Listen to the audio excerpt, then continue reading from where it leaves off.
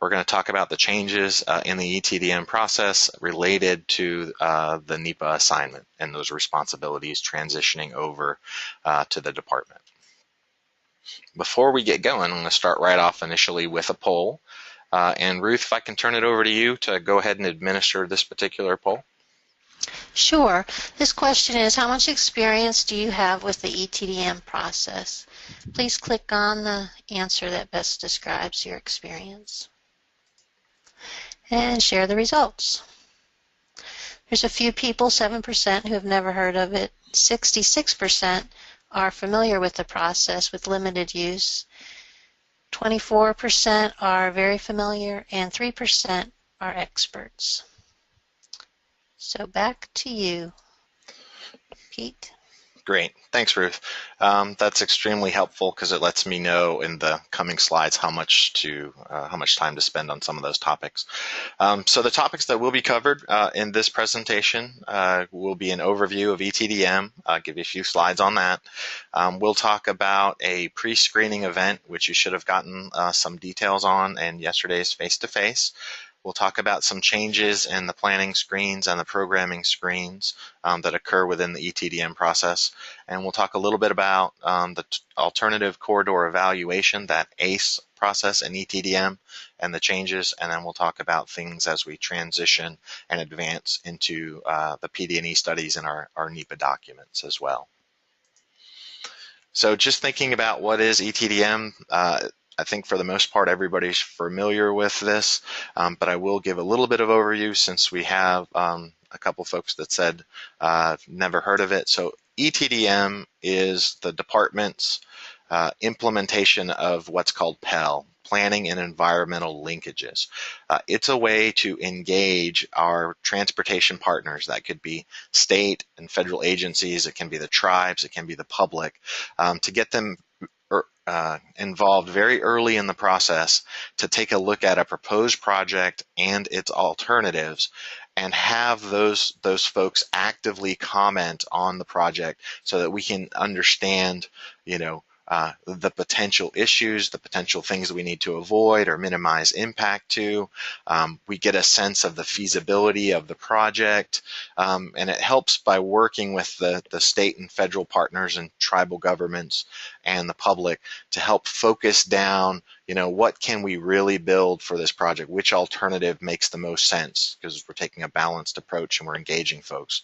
When we talk about the agencies that we're engaging, it could be the State Historic Preservation Office. It can be the Florida Department of Environmental Protection, our Florida Fish and Wildlife Conservation Commission, as well as our federal partners, U.S. Fish and Wildlife Service, Army Corps of Engineers, National Marine Fisheries Service, all of those folks. And that's just some of them. There's many of them that are engaged within this process. And we provide an opportunity. We propose a project, we propose some alternatives, and then they review the information that we provide. They look at the project location, they look at the geometry, and they give us back some detailed information that help the project sponsor, determine whether or not we've got a feasible project, what are the things we need to avoid, what are the focused issues that we would need to focus on as a project moves forward. And we begin building this case of coordination that's documented, that's pulling folks together to support, as we move into our project development environment process. If an issue pops up, this is an opportunity for folks to get together, the right agencies, the right individuals, to talk through what are the potential issues on the project. So we're dealing with things when it's still just pencil on paper, not lines, not actual pen and ink changes. It's a much more flexible process that allows folks to have an impact very early on. We have an ETDM manual that establishes the expectations.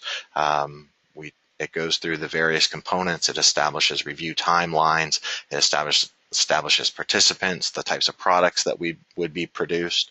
On the right-hand side, we have a memorandum of understanding with all of those various state and federal agencies that are working with us in this process to assign people to participate in this early planning and environmental linkages process, to actively review our proposed projects and give us comments within a prescribed timeline. In many cases, there are companion agency operating agreements and funding agreements that are signed between ourselves and the agency, and today FHWA. And I say today because as we take on NEPA assignment in the future, as these negotiated agreements go forward, it'll just be dual party between us and the agency that are assigning resources versus having FHWA as they would today. And as you know, with all of those various agencies, each one, has a different jurisdiction, has different laws that govern them, different things they manage. The State Historic Preservation Office is looking at historical and archaeological stuff. Army Corps of Engineers is looking at water basins and things like that.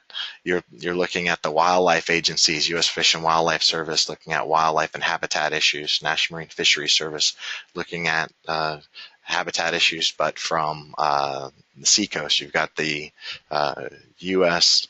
Coast Guard looking at our bridges and waterways, looking for navigational issues. So every one of those folks really brings something different to the equation and the evaluation of our projects. And it's all of these various environmental considerations, those same things we would do detailed analysis on within the PD&E and the NEPA study process as we're developing a document and really digging into the project development process for this specific project. All of those agencies are providing us comments back relative to their expertise, and each one of those agencies is mapped to one or more of these various considerations depending on what that agency is and what they're charged with managing or protecting. Within that ETDM process, we facilitate all this coordination through what are called 2 screening events. You've got a planning screen and a programming screen. And at a planning screen, this is a high-level screen. You're looking at qualifying projects, and a qualifying project isn't something small. We're not talking about a repaving. We're not talking about a sidewalk project.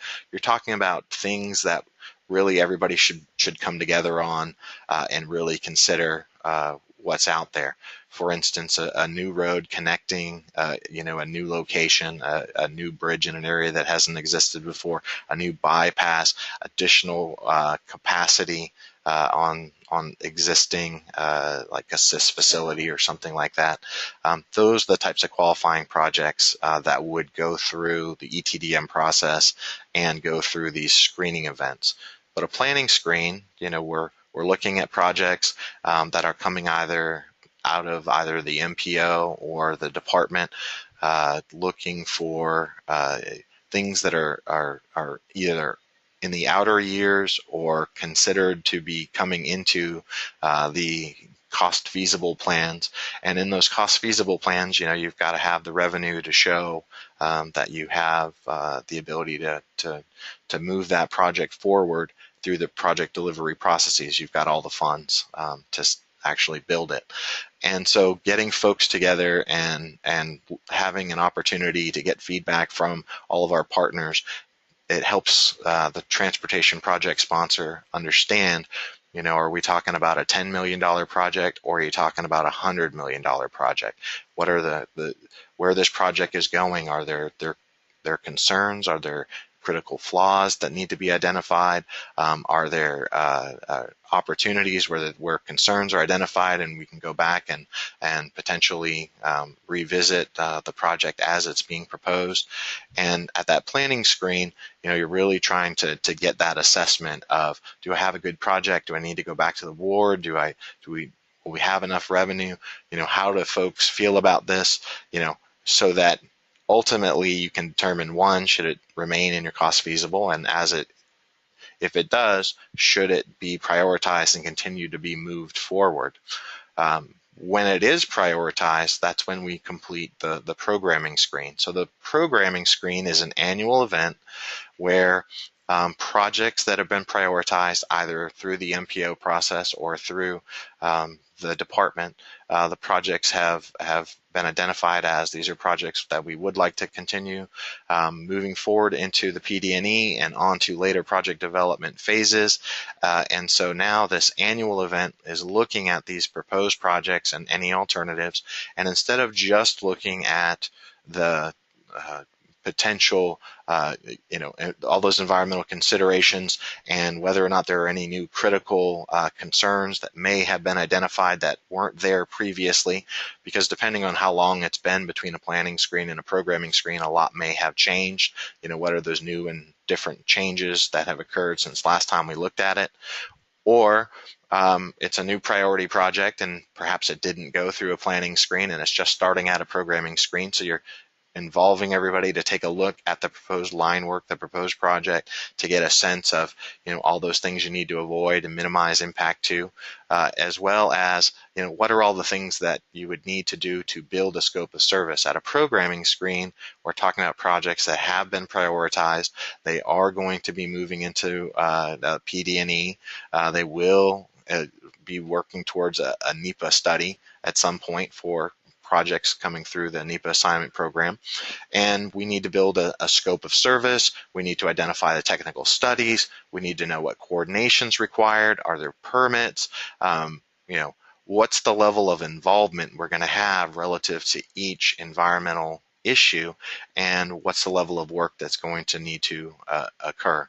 So a programming screen helps us work with our partners to help figure that out, to help figure out what's out there, how we're going to address it, whether that's through our own understanding of what's out there and how we're going to address it, or whether that's refined based on information that we're getting from our ETAT as experts out there providing guidance to us.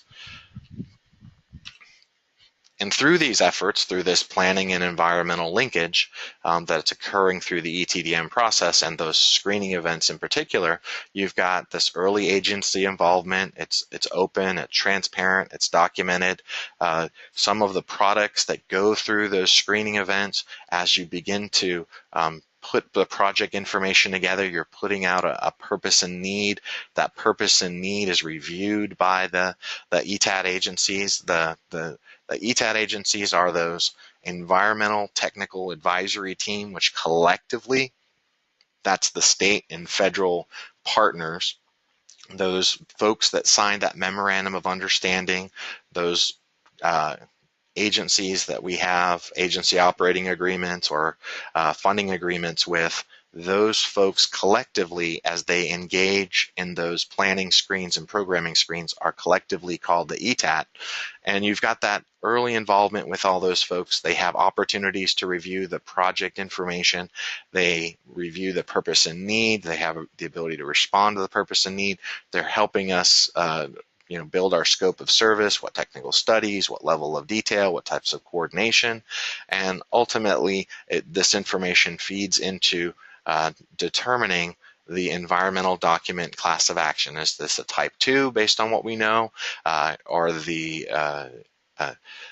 there questions of significance? Would it be an environmental assessment, or have we identified that there are potentially going to be significant impacts and we would elevate to an EIS? So all of this detailed information during the planning stage becomes available and accessible to help build these projects. Simultaneously, the information is available to the public.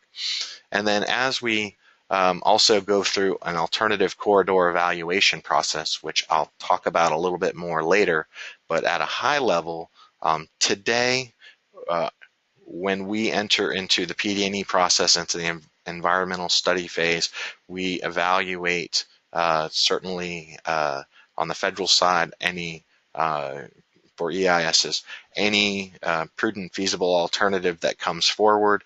An alternative corridor evaluation process allows us to eliminate unreasonable alternatives for reasons other than the alternative not meeting the purpose and need.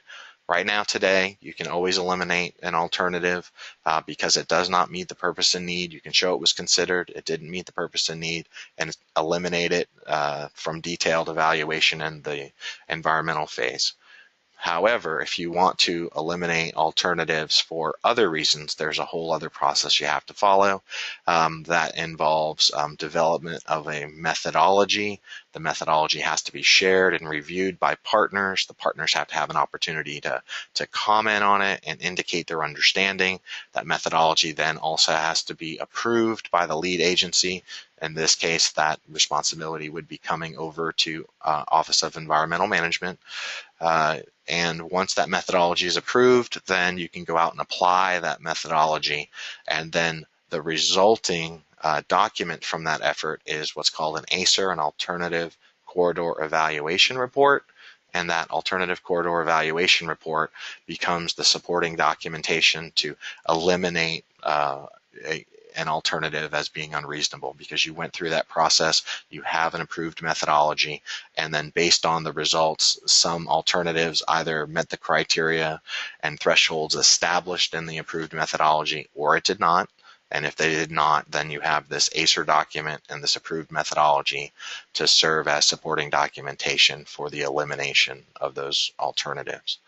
And so those activities occur again through our planning phase, through our ETDM process and those screening events.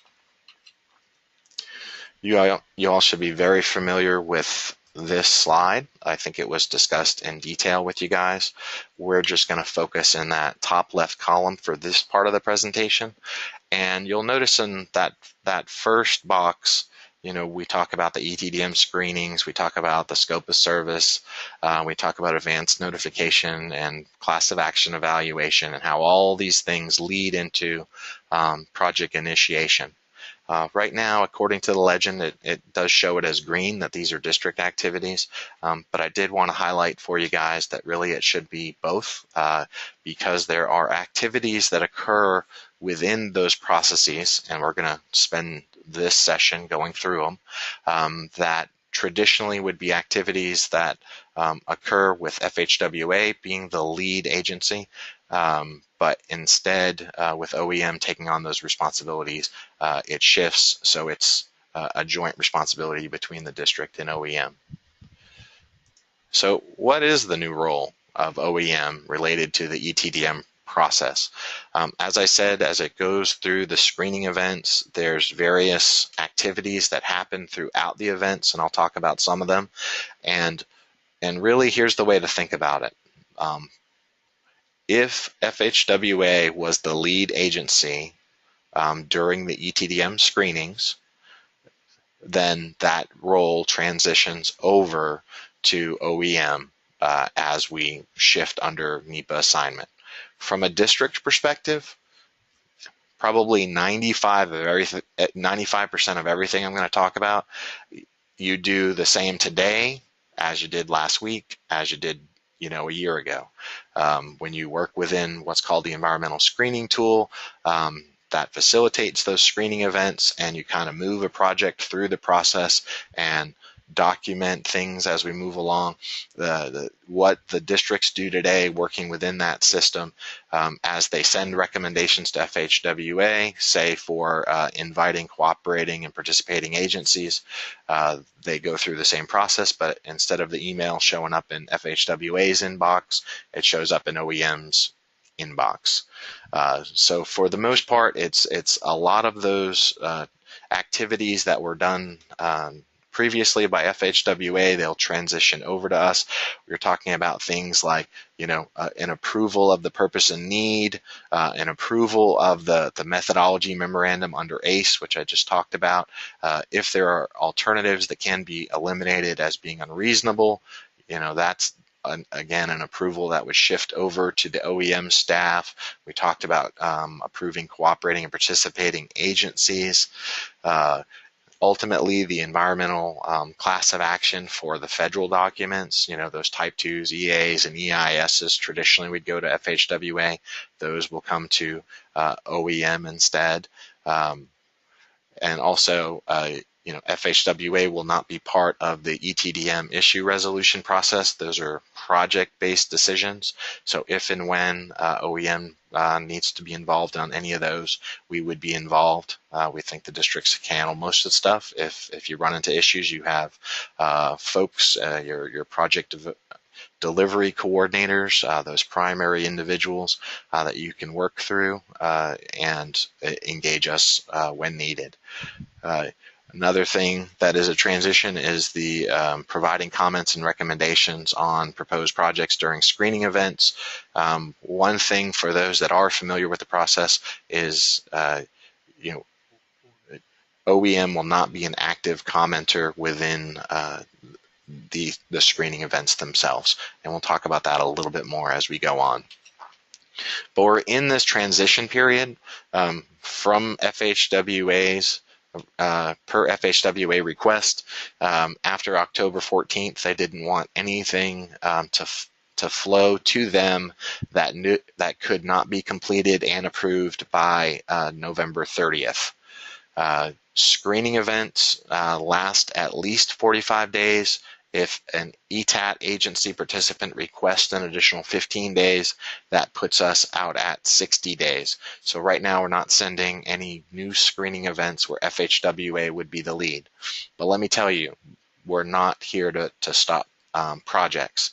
So what we'd like you to do is we want everything to continue moving on. We just need to understand if you have specific projects that are in certain parts of the process, they're in a screening event, or they need to go out for a screening event, or you need to process cooperating and participating agencies, or you need a class of action sign. What we'd like you to do, you've got your project delivery coordinators, who I'm going to show you on the next slide, who I know you guys met yesterday. You can work through them. You can work through myself. You can work through Javier or Victor in our office. We just need to know what's going on with your project, where are you in the process, and what do you need to accomplish. And then collectively, we'll chart you a course to get you through. We don't want anything to stop. We're here to help. We're not here to hinder. So if you've got some projects that you've got some thoughts on that you'd like to communicate, we want to make sure we get together on those projects and help those projects continue to move on even during this transition period. We talked about the project delivery coordinators and your project review teams. This slide should be very familiar to you. I bring this up because these are the same individuals that are going to be working with you within your project coordination meetings, those monthly meetings, those during the environmental document review period, as you went through that process yesterday. These are the exact same individuals that are going to be performing all the actions on behalf of OEM for your projects in that area. So just as everything else, they're a primary contact throughout. If you have any comments, questions, engage them, they'll engage us, or engage us and we'll engage them. Either way. So let's talk about some of those changes, and I go at it at a high level, and then we'll dive just a little bit deeper. The one change, and I said 95% remains the same. This is the one change, and we feel like it's a really good change. And this is an opportunity for us as transportation partners, putting projects out. They're going out to the public, they're going out to our ETAT, and we really want to make sure that collectively, we're really putting our best foot forward. You only have one opportunity to make a first impression. And so we want to make sure we're making the best impression that we can. And so that being said, we've created this pre-screening review. You got some details about it yesterday. It really is the only thing that's new and different. Everything else, I think the changes are minimal, or they're the same as they were previously. This is a pre-screening. It's a draft review. It's a draft review of the preliminary environmental discussions. And for those unfamiliar with this, the preliminary environmental discussions, as a project goes out for review and is shared with the public and the ETAT agencies, our district and our transportation partners look at each of those environmental considerations, and then they think about that project and that alternative and where it physically exists, in space, where the geometry physically resides, and they think about that particular issue, and then they identify all the things that they may come in contact with, and then what that means, and then how we're going to address it. So for instance, if they've got a proposed alternative and it looks like it's coming in contact with some historical and archaeological resources, under the historical and archaeological resource issue, they would create a PED, a preliminary environmental discussion, where they would identify those resources, and then they would identify how they were going to address those resources. And it's the same for everything else, whether we're talking about wildlife and habitat, whether we're talking about social cultural effects, whether we're talking about infrastructure or noise or anything else. There's a corresponding preliminary environmental discussion that's created relative to a particular project or alternative that the resource agencies and the public have access to, so they can see that we've done some initial assessment, and here's a fact-based what we found and what we think we're going to do, and that provides an opportunity to the ETAT members that are reviewing things to see that we know what we're talking about, and they can either confirm our understanding, or they can supplement it with some additional things that maybe we missed or hadn't considered, or anything else that they need to communicate for us. And so those preliminary environmental discussions are generated, and that will be part of the pre-screening review. That happens today. Every screening event that actively goes out today, and has been for years, every project, every alternative has a preliminary environmental discussion. So that's not new work. The new work is the review of that in a pre-screening review. The two other pieces, which are really important as well, is looking at the purpose and need and that project description. Again, this is our initial here's our project to the world. We want to make sure that we're really all collectively putting our best foot forward. And so in this pre-screening review, it's a 14-day review that happens in a draft environment before a project goes out for review. And the OEM staff would receive an email notification. They'd have access to these 3 items. They have comment boxes, and then they have the ability to say, hey, you're good to go. Here's some changes, good to go, or hey, we probably need to regroup on this before it goes out. But ultimately, this is the only change for something new. Now, I talked about this before, and those of you that are familiar with the ETDM process and the screening event and things like that, this is, we think, a very welcome change.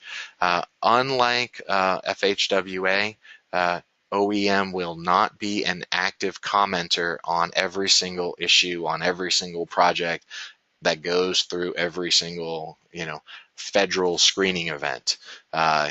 Instead, we think we accomplish those activities, that early on coordination before the project actively goes out for a review during that pre-screening review, but we will not be reviewing all of the various issues at the same time as all of the other ETAT agencies. We're going to leave that to the ETAT. They have the expertise. We've already provided our upfront analysis in those preliminary environmental discussions. We've given them a good purpose and need. We've given them a good project description. Now it's their opportunity to respond to what we've all collectively put out there. So we won't be actively doing that. Now this is where things happen exactly how you do them today, but instead of them going over to FHWA, they go over to OEM. So through the screening events, there's a review and acceptance and approval of a purpose and need. There's a review and approval of a methodology memorandum or the ACER document. There are activities where the lead federal agency needs to send out the participating and cooperating agency request invitations. There are approvals of an eliminated alternative or a class of action. All of those things are actively being done in all the screening events on the projects today. And just instead of the email going to FHWA, the email comes here. Other than that, it doesn't change at all. The last one you see on the bottom is we have to have a formal adoption of planning products. We talk about that linkage of planning to environment, and in order to pull forward some planning decisions and planning products and have them accessible so that we don't have to revisit those analyses, we can take those decisions and those efforts and support our environmental work in the development of the NEPA study. There's a formal adoption of a planning product. And really, for those that are familiar with how the environmental screening tool works and how these approvals work, it's all electronic. It's an email. It's a request for formal adoption, and then it's an act on our part of saying, yes, we adopt those products. And it's just documenting that exchange. Okay. So I think with that, we're going to just quickly do another poll. Ruth, can we turn it over to you real quick? Yep, here's the poll. FHWA approvals will now occur by OEM under the NEPA assignment. True or false? And share the results. 92% said true and 8% said false. Under NEPA assignment, it is true that FHWA approvals will occur by OEM. During the transition, they still occur by FHWA, but we're minimizing that, and moving forward, the approvals will be done by OEM. Back to you, Pete. Great. Thanks, Ruth. Okay. So a little more details on the pre-screening coordination and review. So we talk about that pre-screening review. It doesn't matter if it's a planning screen or a programming screen. There's some activities, and the pre-screening review is part of it. But traditional pre-screening activity, you identify your projects, you identify your federal involvement, you develop a schedule, then you develop that project information. That project information are things like the purpose and need, the project description, planning information, all the financial information, all those things that go into the development of information that will be shared through these screening events and accessible by the ETAT and the public and everybody else. It's the development of those preliminary environmental discussions where we do that initial assessment for things. And these activities are the same whether we're going through a planning screen or a programming screen. And so that's an important point, is that pre-screening review will always do that. As you're developing the projects for screening, you're engaging, you're identifying, where are these projects coming from. There's lots of different sources. They can be coming from the MPOs. They can be coming from your SWAT planning meetings, that statewide acceleration transformation team meetings, where you're getting together with those interdisciplinary folks trying to identify what are the projects that should go through these various screening events that make the most sense. Your folks are working to gather and input all of those details into the project description and those preliminary environmental discussions. And ultimately, after all this information is gathered and the information is populated and put into the environmental screening tool, you're looking and coordinating your schedules, and you're completing your internal quality assurance and quality control of the information. So this is sort of important, and I'll show you a slide in a moment that shows the stair-step progression. But in the environmental screening tool, there's a stop. It's called ETDM QA/QC, and that's the stop where the environmental administrator, the ETDM coordinator, the environmental manager, the project manager, the technical staff should be reviewing all the materials just to verify that it's up to snuff, that the purpose and need looks good, the PEDs look accurate, that it's ready to go. And then the next step before it goes out for ETAT review is it will go through that OEM pre-screening review. And so when you're ready, you basically will change a status on the project. It'll say OEM review, and when you do that, it'll automatically send an email to the OEM team that kicks off the 14-day pre-screening review. Now, one additional piece of information to talk about this pre-screening review. there are a couple things really. Uh, the 14 days is really an up to 14 days for those that work within the environmental screening tool and have other reviews or approvals that are processed. As soon as that approval or a review is processed, that's the end of the review. So for instance, if you send up the project information to complete an OEM review and they submit their response back to you on day 7, then it's over on day 7. It's not like it's open and accessible up until the 14 days. That's really up until 14 days, but it can be over whenever they submit their response. The other thing that's really important about this review is that it's happening while the project is in a draft status. The project has not left. It has not been shared externally with the department, with the ETAP members and the public. So these reviews, when they occur, OEM will have a form that allows them to see each of those components, and those components again are the purpose and need, the project description, and those preliminary environmental discussions. They'll have a form that allows them to put in some comments, and then they can, basically they have 3 choices when it sends it back to you. Hey, everything's good, go ahead. Hey, make these slight revisions and you're good to go screen. Or, we kind of need to regroup and discuss this and relook at it because there's a little more work here that needs to be completed. But when any of those 3 happen, it sends an email notification back to the ETDM coordinator and project manager if assigned. And then from there, you can make those changes. And if you're approved to move forward, you go ahead and move forward. Now, that review in and of itself, those comments that are coming in from OEM and those adjustments, again, are all happening in a draft environment.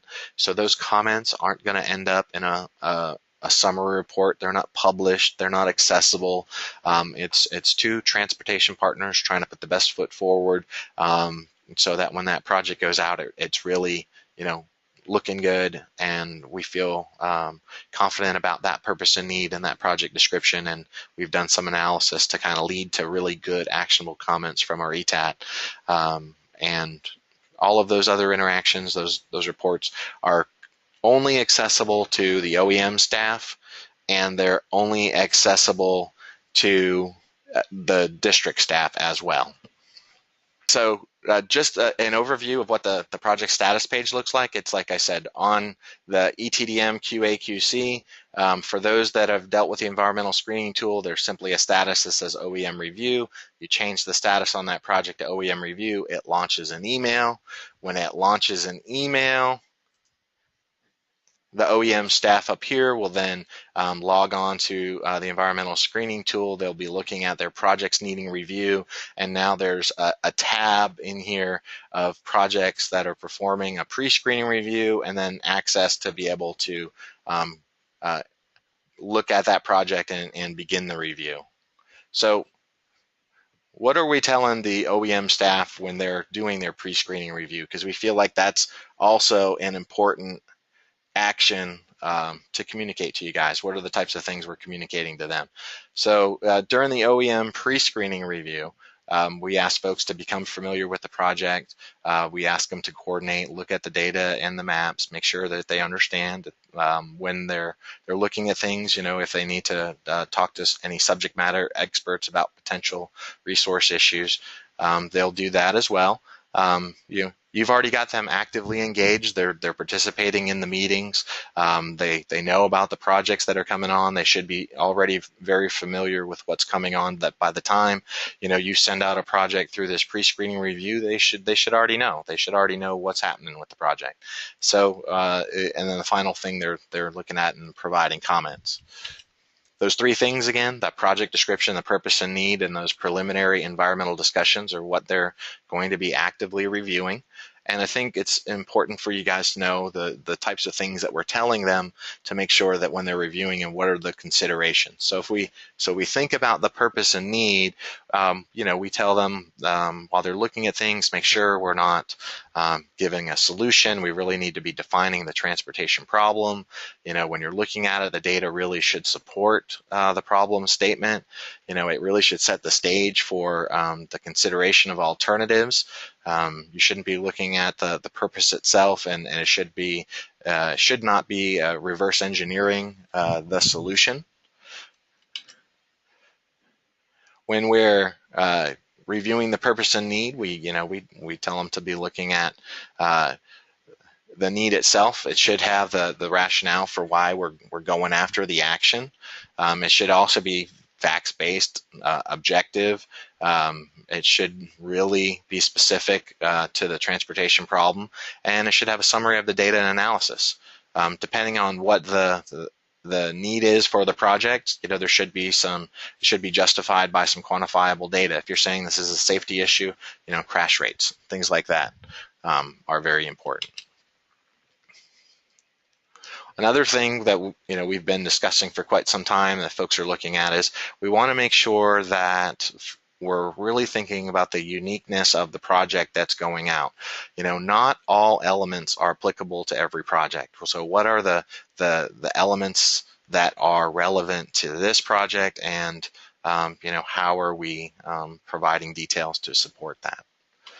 When they're reviewing the purpose and need, we want to make sure that we're understandable to the public, that that we only do the things that are applicable, that we discuss how the alternatives solve the issue as well.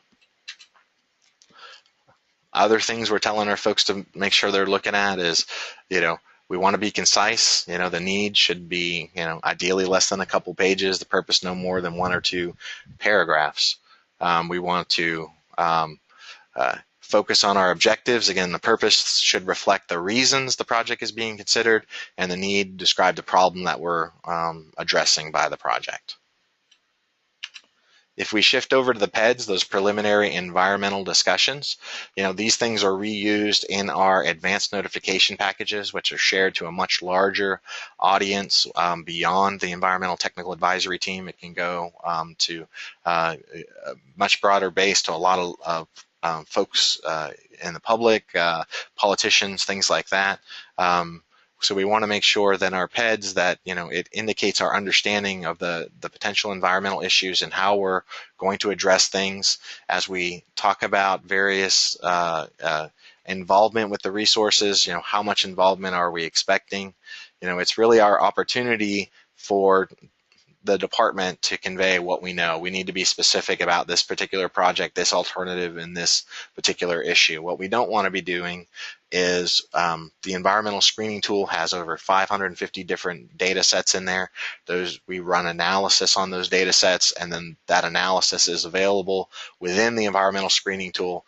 What we don't want to see is just a data dump of here's the analysis of all the things that we came in contact with.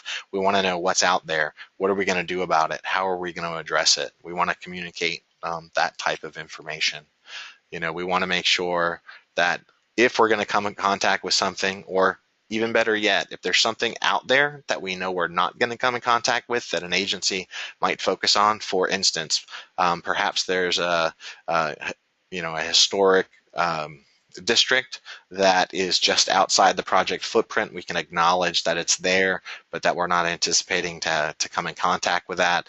That shows the State Historic Preservation Office that we've identified it, we recognize it, and that here's what we're going to do instead. We should be talking about our coordination requirements. We should be identifying technical studies if we know that, just based on the project specifics, that there are certain studies we know we're going to need to complete. If we know there are certain permits we're going to need to get, it makes a lot of sense to go ahead and just identify those up front and communicate that to our partners. All these things should be facts-based. We're sharing information. We're not indicating a finding.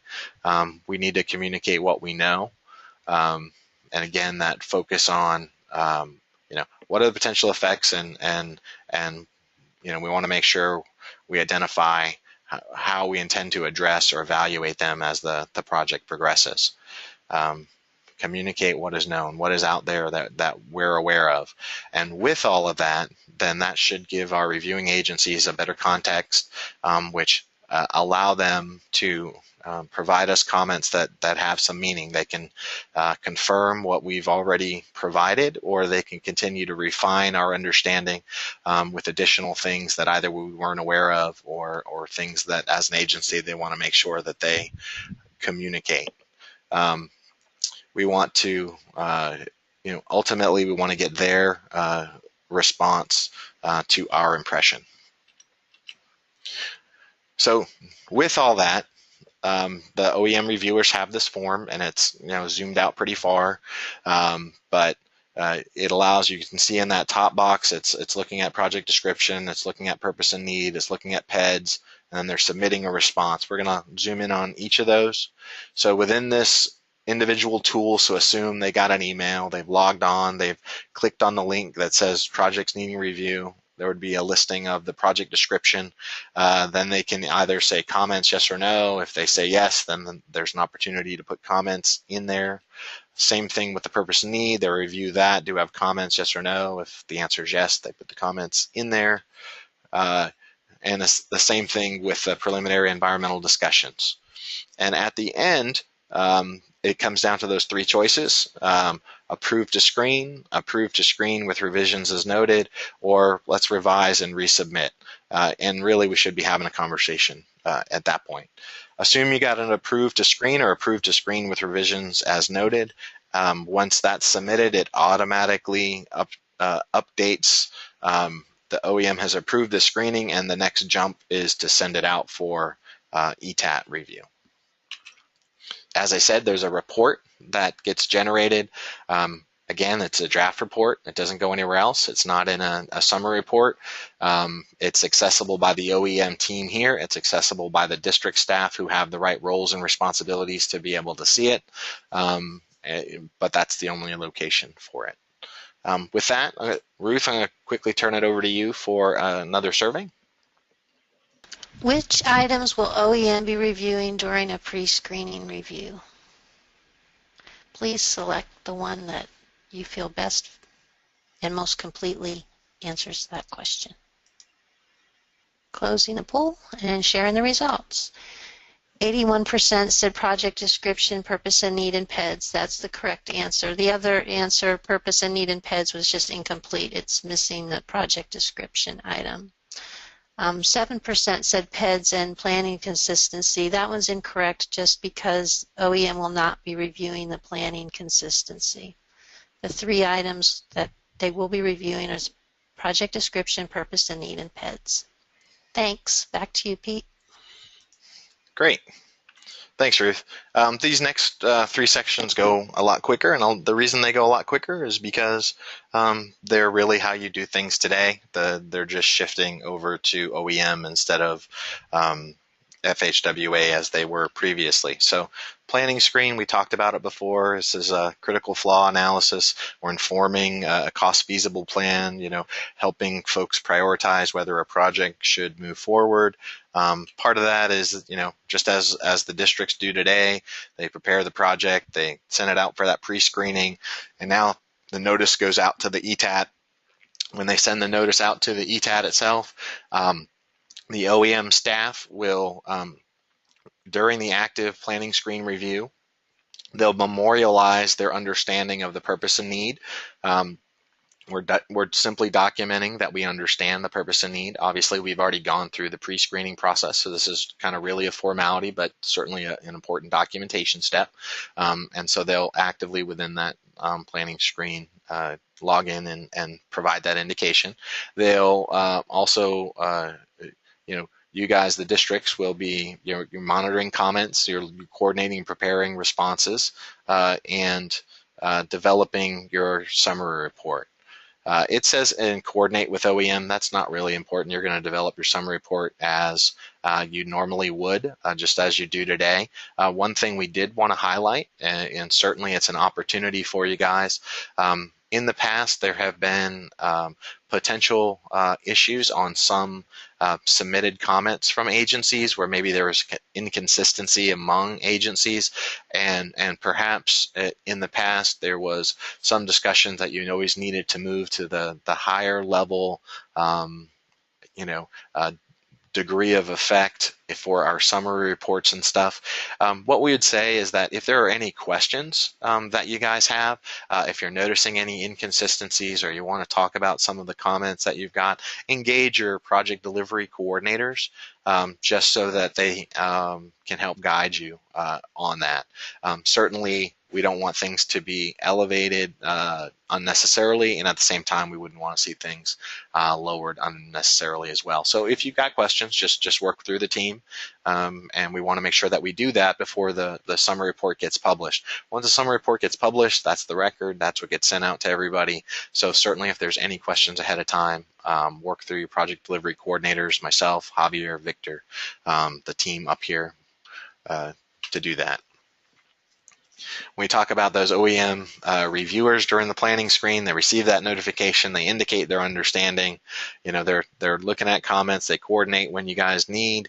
They're here to provide technical assistance as needed, and obviously become familiar with the project itself.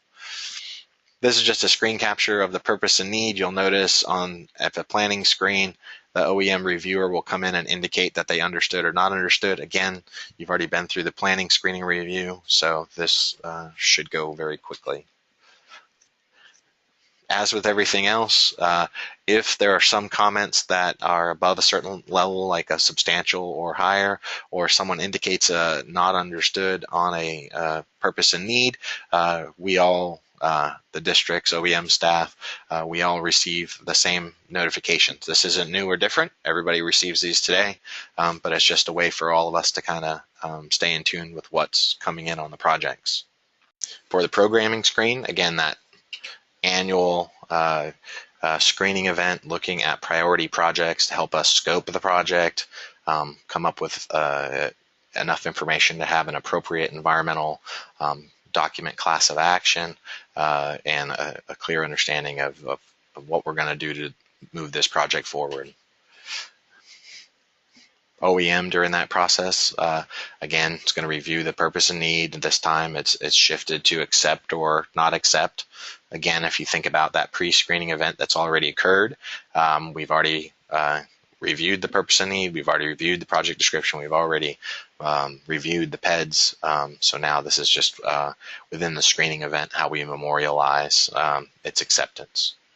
Again, access to the comments as they flow in, everybody kind of sees what folks have to say and identify any potential issues. And then you shift after the programming screen. You know, we're getting ready to kind of set the stage for the coming activities in PD&E and under NEPA, and so there are activities leading us in that direction. The district, you know, works with our team here. They identify any potential technical studies or permits. They would publish a preliminary programming screening summary report. All the activities here that are listed are all the same activities already being performed in the district. If they're moving towards a class of action determination, they're going to review the requests from our agencies for participating and cooperating agencies. They'll send those recommendations up to OEM. OEM will process those recommendations. They'll also, the district will propose the elimination of specific alternatives as applicable. And again, OEM will be sent those recommendations and act on them. The class of action, the culmination of all these activities resulting in the type of environmental document and class of action that will be completed during the NEPA stage, is proposed by the district to OEM at a point in time where that's appropriate. And then ultimately, after OEM acts on that class of action, the district publishes the final programming screening summary report. Again, all those activities already happened. The difference was instead of going to FHWA on appropriate projects, it would go to OEM instead. So talking about those approvals after the programming screen, focusing on the OEM staff, participating and cooperating agencies come from this office, as well as the approval of eliminated alternatives.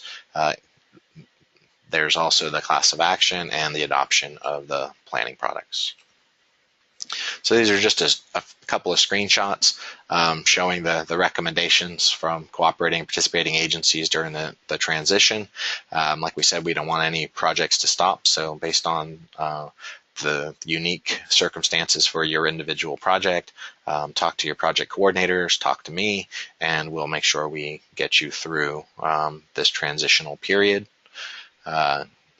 Here's the screen capture for the class of action. You'll notice it all remains the same, and you'll notice on the lead agency has now switched to Office of Environmental Management. When one is proposed, we just as happens today, instead of the email going to FHWA, the email will come to OEM. They'll have a link, they'll log on, they'll sign the class of action determination. So functionally, it all stays the same. Here are some really crazy flow charts. It's really those earlier planning and programming screenings instead turned vertically, and inside of each of them are activities related to the alternative corridor evaluation process. As we said, when you want to do a more detailed evaluation of proposed alternatives, you need to have a methodology in place. The ETAT agencies and the public and the locals all need to have an opportunity to review the proposed methodology, which would include the criteria, the data, the thresholds for evaluation and the data you're going to use to do that evaluation, and that methodology itself, which is very unique and specific to the project and where it's located and the circumstances. That methodology needs to be reviewed by all the partners, and they need to have an opportunity to say that they understand it, do not understand it, or that they have some comments for us to consider. So a methodology memorandum, whether you're in a planning screen or a programming screen, is developed. It's shared with the ETAT agencies. They have it for a 30-day review. It allows them to say understood, not understood. And after that review is completed, the lead agency, in this case it could be the Office of Environmental Management, would concur on the proposed methodology based on whatever came out of that methodology review. Then from there, the district applies that methodology against the alternatives that are existing. So if you look in timeline, we had a project, it went out for a planning screen in this case. That meant that we already completed a pre-screening, that the purpose and need, the PEDs, the project description, and whatever additional details we had about the project was shared with the ETAT. It performed a normal review of 45 days. And at the end of that, we had their comments, which help inform the development of the methodology memorandum. What were they concerned about? What did they identify? What are the things that we should consider? We developed that methodology memorandum. Then we go and apply the methodology memorandum after it's been approved. And then we summarize and refine the number of alignments based on what came out of applying the methodology. What alternatives will continue to go forward, which alternatives didn't meet the established criteria set in the approved methodology memorandum. And ultimately, we memorialize all that in an ACER document, the Alternative Corridor Evaluation Report, which becomes the justification for when we would eliminate an unreasonable alternative. And so those are products that help us eliminate, and activities eliminate, unreasonable alternatives. When you try to do that in a planning phase, traditionally you could only eliminate unreasonable alternatives if they did not meet the purpose and need. But if you want to eliminate for other factors, you have to expand your review and analysis, and you've got to have some methodology, and you've got to have some reviews and some concurrence throughout the process. So when we follow the ACE process, we've got all those things, which ultimately allow us to eliminate the unreasonable alternatives and then have those decisions stand in a planning environment and then get adopted if required, or get adopted into the NEPA process when we choose to do so, when it's appropriate. So now that you understand ACE a little bit and the MM and the ACER, so the methodology memorandum goes out to the ETAT. It also gets approved by OEM staff that used to be FHWA. Same thing with that supporting ACER document. And then when an alternative is going to be eliminated, they're using the ACER document as supporting documentation and then proposing the elimination of alternatives. Again, that's already a district activity that happens. It would traditionally go to FHWA. Instead, it'll be happening here. And these are just some screenshots of that elimination process. The ACE process is designed to comply with the conditions of 23 U.S.C. Section 168. One update that did occur during the FAST Act is that when you have a cooperating agency, they also must concur on the eliminations. So we're working to include that functionality as well, so that if there is a cooperating agency, they also have that opportunity to concur on the elimination before OEM approves that elimination. And these are just some screenshots of how that review occurs. We're setting up an event.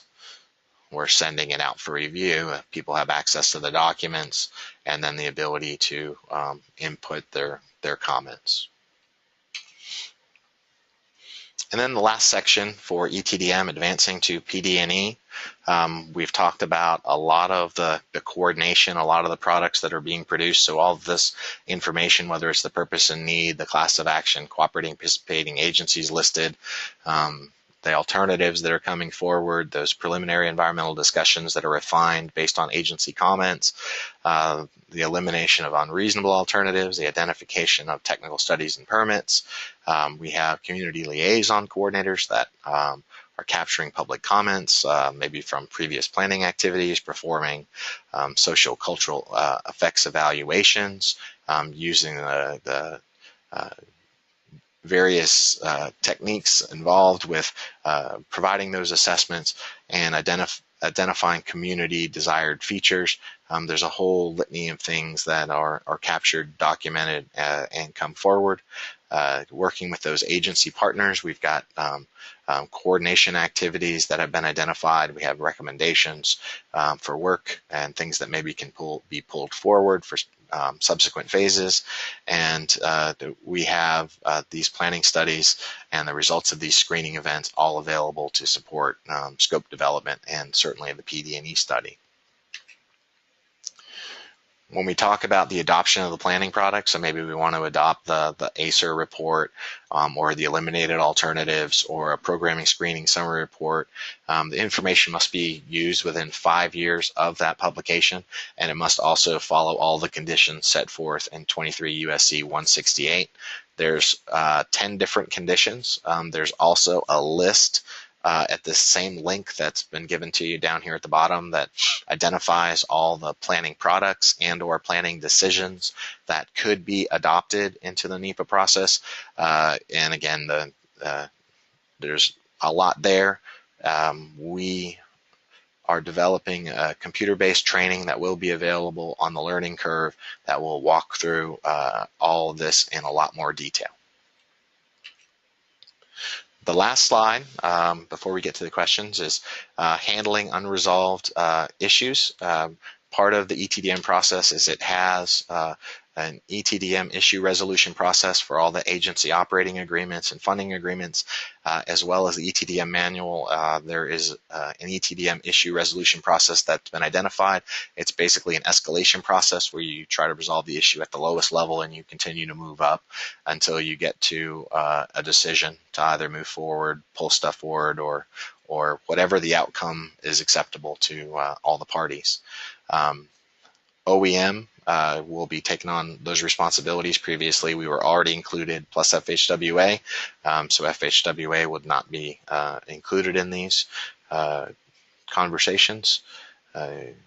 In many cases, the issues are usually resolved by technical studies that may be developed, or perhaps there's questions that need to be answered or issues that need to be addressed, and there's usually work that we can work through in order to pull activities forward and then address those issues or concerns. As we move into PD&E, the ETDM issue resolution process is left behind, and the federal process would kick in. and that's under 23 USC 139. So one quick summary. The summary of changes. So for OEM, we're looking at the addition of a 14-day pre-screening review. That review will look at project description, purpose and need, and PEDs. During an active screening, OEM will not be an active commenter. We'll simply be indicating our understanding or approval of the purpose and need during the reviews. It's that upfront pre-screening review where we're going to be actively participating. The OEM approvals that were previously completed by FHWA will transition over to this office. So things like cooperating and participating agencies, eliminated alternatives, class of action termination, approval of the methodology memorandum, and the alternative corridor evaluation report, as well as the formal adoption of any planning products. So that said, we have finished the ETDM section. Ruth, do we have any questions out there I need to answer? Yes, there's one unanswered question. For a peer process, is the district the lead then? So this came up on the lead slide. Yes, so for the peer process, the district would be the lead. If you have a specific project and a specific entity you want to talk to our office about, we can have those discussions. But traditionally, unless you're an MPO or you're the department, we would be the only lead. So planning screens can be completed by our MPOs and by our districts. Programming screens are only completed by the department in general.